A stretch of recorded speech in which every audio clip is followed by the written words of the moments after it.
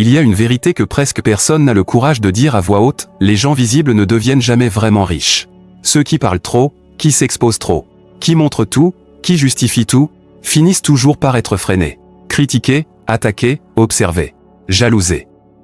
Le monde ne récompense pas la visibilité, il la consomme. Il la surveille. Il la punit parfois. Les fortunes, les vraies, celles qui durent, celles qui ne s'effondrent pas au premier vent contraire, ne se construisent jamais sous les projecteurs. Elles naissent dans le silence, dans l'ombre, dans le retrait calculé de ceux qui comprennent que l'attention est un danger et que la discrétion est une arme.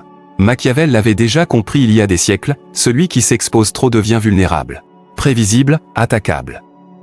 Celui qui avance sans bruit, lui, devient imprévisible, protégé, dangereux. Et c'est précisément cette réalité inconfortable, contre-intuitive, mais implacablement vraie que personne n'a envie d'entendre. Pourtant, si tu veux percer, si tu veux t'élever, si tu veux t'enrichir pas seulement en argent, mais en pouvoir, en autonomie, en liberté où tu dois d'abord comprendre cela, ton silence vaut plus que ton image. Ta discrétion vaut plus que ton discours. Ta capacité à agir sans être vu vaut plus que ta capacité à briller. Et si aujourd'hui tu te sens observé, jugé, bloqué, c'est peut-être parce que tu vis trop à découvert. Je vais être honnête avec toi. J'ai moi aussi cru, un jour, que pour avancer, il fallait s'exposer, montrer qu'on travaille, prouver qu'on progresse, convaincre qu'on mérite la réussite. Je pensais que plus je me rendais visible, plus j'allais attirer les bonnes opportunités, les bonnes personnes, les bons soutiens. Mais la vérité m'a frappé en pleine poitrine, la visibilité ouvre des portes. Oui, mais elle ouvre surtout des failles. Elle invite les curieux, les envieux, les saboteurs. Dès que tu commences à monter, les gens ne regardent pas ta discipline ni ton courage. Ils cherchent tes erreurs, tes faiblesses, tes incohérences. Ils veulent comprendre où tu vas pour mieux deviner comment te ralentir. Et parfois, ce ne sont même pas tes ennemis qui te bloquent, ce sont les proches trop bavards. Les regards indiscrets, les jugements stériles. Les questions qui t'obligent à te justifier alors que tu devrais être en train d'avancer. À un moment, j'ai compris que je m'épuisais à prouver au lieu de construire. Je donnais des explications à ceux qui n'avaient aucun investissement dans ma vie. Je partageais mes projets avec des gens qui y voyaient une menace ou un miroir qui révélait leurs propres limites. Je parlais trop tôt, trop fort, trop ouvertement. Et chaque parole devenait un caillou dans mes chaussures. Le jour où j'ai changé, réellement changé, ce n'était pas lorsque j'ai trouvé une nouvelle stratégie. Ce n'était pas lorsque j'ai suivi un conseil extérieur.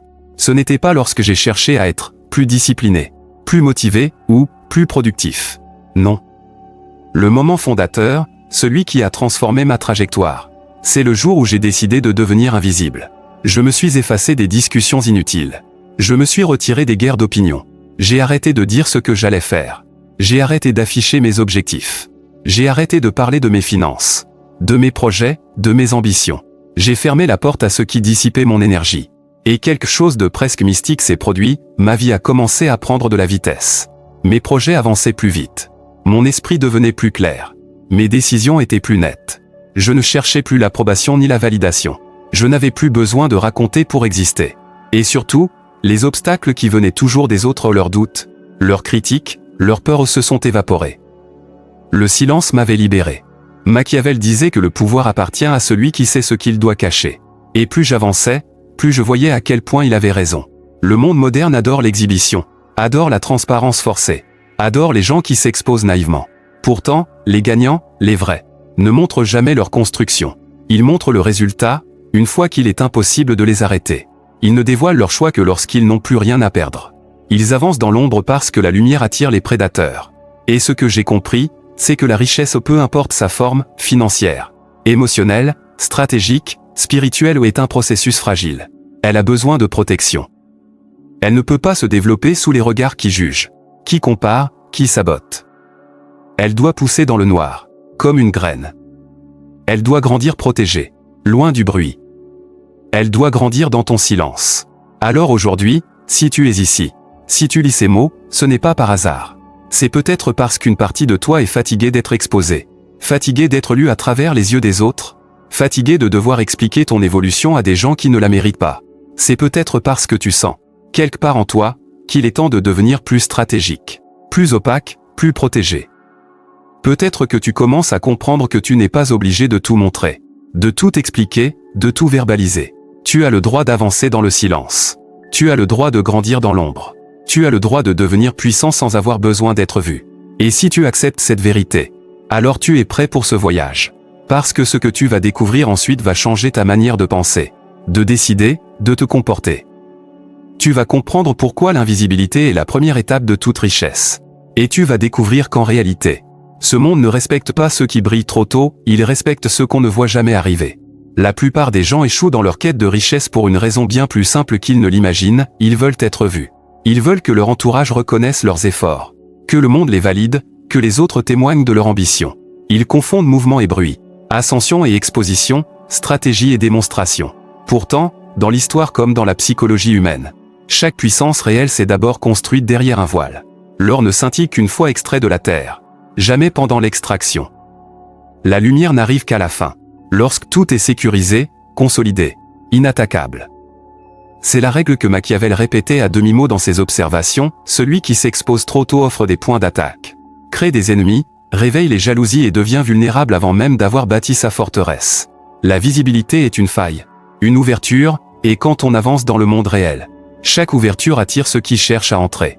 La richesse, au contraire, se construit dans le silence, dans l'ombre, dans le retrait de la scène. L'ascension commence toujours dans les zones où personne ne regarde.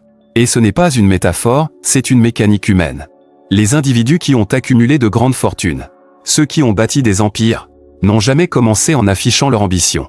Ils n'ont jamais crié qu'ils allaient changer le monde ou devenir millionnaires. Ils n'ont jamais cherché à informer leur entourage de leur progression. Au début, ils n'étaient que des silhouettes indistinctes, des inconnus, des travailleurs souterrains. La plupart des gens dans leur environnement ne savaient même pas ce qu'ils construisaient. Et cette invisibilité n'était pas un accident, c'était une armure. Plus un projet est visible, plus il est fragile. Plus il est commenté, plus il est ralenti. Plus on expose ses intentions, plus on invite des obstacles sur sa route. Les riches l'ont compris, on ne protège pas ce qui est exposé au regard de tous. On protège ce qui avance sans laisser de traces. Le véritable pouvoir n'a jamais eu besoin de se justifier ou de se montrer. Il a simplement émergé, une fois achevé, comme un fait accompli. Machiavel observait que le prince qui révèle ses projets trop tôt se condamne lui-même. En politique comme en finance. Ce n'est jamais l'attaque frontale qui menace le plus. Ce sont les réactions invisibles, les stratégies sourdes, les oppositions silencieuses qui s'organisent dès qu'une ambition se dévoile. Il disait que l'homme doit apprendre à masquer ses intentions, non par malice mais par nécessité. Le silence est une protection. La discrétion est une stratégie. L'opacité est une forme d'intelligence. Car l'être humain, par nature, envie ce qu'il ne possède pas et cherche à freiner ce qu'il ne comprend pas. Lorsque tu exposes ton ascension, ce n'est pas ta progression qui attire l'attention. Ce sont les émotions qu'elle provoque, jalousie, suspicion, rivalité, critique, résistance. Rien de cela ne t'aide. Et pourtant, chaque exposition les déclenche mécaniquement. Les puissants ont compris qu'il vaut mieux éviter d'allumer ces réactions jusqu'à ce qu'il soit trop tard pour qu'elles aient un effet. Dans un monde où tout le monde veut montrer ce qu'il fait, ceux qui se retiennent possèdent un avantage immense. L'invisibilité crée un terrain de manœuvre. Elle offre du temps, de la liberté, de la marge. Personne ne questionne ce qu'on ne voit pas. Personne ne sabote ce qu'il ne peut pas localiser. Personne ne jalouse ce dont il ignore l'existence. C'est pour cela que les gens profondément stratégiques travaillent toujours à l'écart. Ils avancent sans bruit, sans annoncer leur mouvement, sans demander de l'approbation. Ils ne se dispersent pas en expliquant leur vision. Ils la construisent. Ils n'attendent pas la validation du monde. Ils apprennent à n'exister que dans leur réalité intérieure jusqu'à ce que les résultats parlent à leur place. La lumière n'est utile que lorsque la structure est déjà solide. Avant cela, elle ne fait qu'attirer les prédateurs. Ceux qui cherchent trop tôt la reconnaissance sacrifient leur progression au profit d'une satisfaction éphémère. Ils veulent qu'on les voie travailler, qu'on les applaudisse pour leur ambition, qu'on les félicite pour leur détermination. Et pendant qu'ils cherchent la validation, ils abandonnent leur avantage le plus précieux, la surprise. L'imprévisibilité est l'outil majeur des stratèges. On ne peut pas contrer ce qu'on ne peut pas anticiper. On ne peut pas freiner ce qu'on ne voit pas venir. On ne peut pas attaquer ce qui n'a pas encore émergé. L'invisible avance plus vite que le visible parce qu'il ne déclenche aucune résistance. C'est pour cela que les gains les plus importants se font toujours dans le silence. Les investisseurs le savent, le vrai argent se gagne avant que le public ne soit au courant. Les entrepreneurs le savent, la meilleure innovation est celle qui se construit hors du radar. Les maîtres du jeu social le savent, celui qui n'expose pas ses intentions contrôle l'échiquier.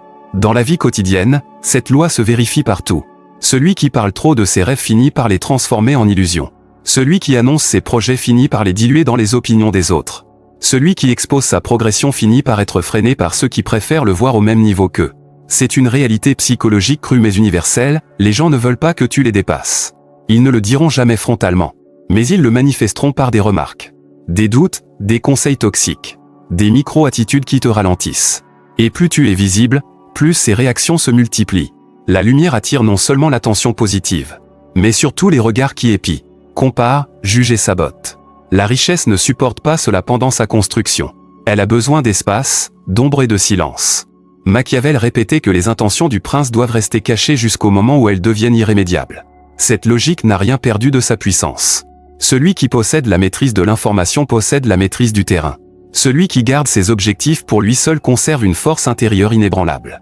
Celui qui maîtrise ce qu'il montre crée une asymétrie psychologique, les autres ne savent rien. Lui sait tout. Et dans cette asymétrie se trouve une forme de pouvoir discrète mais indestructible. Quand tu ne révèles plus tes projets, tu deviens imprévisible. Quand tu n'exposes plus tes ambitions, tu deviens insaisissable. Quand tu n'expliques plus tes mouvements, tu deviens impossible à contrer. La richesse se nourrit de cette position mentale, tu avances. Les autres observent sans comprendre. Les riches ne sont pas invisibles parce qu'ils sont faibles, mais parce qu'ils sont lucides. Ils savent que les étapes critiques se déroulent loin des regards. Ils savent que les fondations se posent à l'abri des commentaires. Ils savent que la réussite ne survit pas à l'excès d'exposition au moment où elle n'est encore qu'un embryon fragile. Ils savent que l'attention est un poison lorsque la structure n'est pas encore solidifiée. C'est pour cela que les fortunes réelles émergent toujours d'un long silence. Avant le bruit, il y a l'ombre. Avant la lumière, il y a la discrétion. Avant la reconnaissance, il y a l'absence volontaire. Celui qui veut devenir riche doit d'abord accepter de devenir invisible. L'invisibilité n'est pas un retrait du monde, mais une maîtrise de ce que l'on offre au monde. C'est une discipline interne, un contrôle de soi, un choix conscient de limiter ce que les autres peuvent utiliser contre toi. C'est aussi une forme de liberté, lorsque personne ne sait ce que tu fais. Tu peux tout faire. Tu peux changer de direction, accélérer, expérimenter, te tromper, recommencer sans que personne ne t'observe, sans que personne ne te juge, sans que personne n'interfère. Le silence t'offre un espace sans pression. Il te permet de créer dans un environnement où ta progression n'est pas soumise au regard extérieur. Et c'est précisément cet espace qui multiplie ta vitesse. Rien ne ralentit plus un projet que l'opinion des autres. Quand on comprend cela, l'invisibilité cesse d'être un sacrifice et devient une stratégie de croissance. Elle te détache des comparaisons, des attentes, des influences, des parasites psychologiques. Elle te ramène à la seule chose qui compte, ta construction personnelle.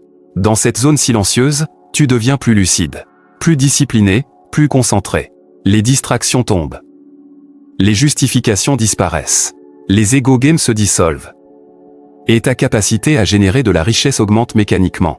Simplement parce que ton esprit cesse d'être fragmenté par la recherche de reconnaissance. La lumière te vole ton énergie. L'ombre la préserve. Plus tu avances dans l'étude du pouvoir, plus tu comprends que l'invisibilité est un signe de force intérieure. Les gens bruyants sont vides. Les gens silencieux sont pleins. Les premiers cherchent à attirer l'attention parce qu'ils manquent d'équilibre. Les seconds n'ont rien à prouver parce qu'ils construisent réellement. Le silence n'est pas une absence, c'est une présence concentrée. C'est dans l'ombre que tu renforces ton esprit, que tu bâtis tes compétences, que tu affûtes tes idées. C'est là que tu deviens dangereux. Et quand tu émerges enfin, tard, lentement, sans prévenir, les autres ne peuvent que constater le résultat. Ils ne peuvent plus rien faire pour l'empêcher. Le pouvoir ne s'annonce jamais, il se révèle. Ce premier chapitre est une vérité dérangeante, si tu veux devenir riche, tu dois d'abord disparaître. Pas de la vie sociale, mais du théâtre permanent où les gens exposent leurs ambitions pour être applaudis. Ta richesse commence le jour où tu acceptes de travailler sans témoin. Elle commence lorsque tu comprends que ton avenir doit être protégé de la curiosité humaine. Elle commence lorsque tu réalises que l'ascension appartient à ceux qui préfèrent l'ombre à la scène. Tu ne dois rien montrer. Tu dois construire. Et le jour où tu apparaîtras, ce ne sera pas pour annoncer ta réussite, mais pour l'incarner, sans bruit, sans justification, sans explication. Comme tous ceux qui détiennent le pouvoir réel, tu laisseras les autres découvrir ce que tu avais déjà accompli depuis longtemps, dans l'invisibilité totale.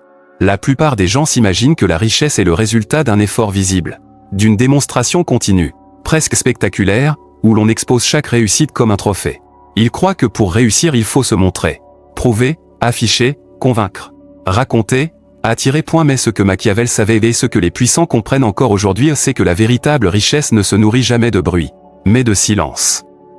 L'argent, l'influence, les opportunités, les alliances stratégiques poussent exactement comme les racines d'un arbre, dans l'obscurité, sous le sol, loin des regards. Quand elles émergent, ce n'est jamais pour demander la permission, mais pour imposer leur présence. Et ce chapitre révèle cette mécanique invisible, cette architecture secrète que peu de gens comprennent, car elle exige une transformation profonde de la manière de vivre, de penser, d'exister. Imagine un homme qui décide de ne plus jamais annoncer ce qu'il entreprend, qui avance sans commentaire, qui construit sans témoin, qui accumule sans explication.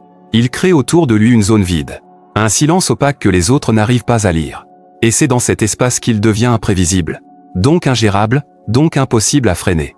Car dès qu'un projet devient visible, il devient vulnérable. Dès que tu parles, tu t'offres aux critiques, aux jaloux, aux saboteurs, à ceux qui ne supportent pas de te voir monter. Machiavel l'avait compris, plus un homme est observé, moins il est capable d'agir librement. Plus il est visible, plus il attire les coups. Celui qui veut tout montrer finit par se retrouver entouré de regards qui attendent sa chute. Celui qui ne montre rien, en revanche, avance dans un terrain lisse, silencieux, où personne ne peut anticiper sa stratégie. Ce chapitre n'est pas une incitation à la paranoïa, mais à la lucidité. Car les obstacles les plus dangereux ne viennent pas de ceux qui te combattent ouvertement, mais de ceux qui observent ton ascension avec un sourire faux, en attendant juste la première faille pour te bloquer ou te détourner. Et bien souvent, ils n'auraient jamais eu la moindre possibilité de t'atteindre, si tu étais resté invisible. Être invisible, ce n'est pas disparaître.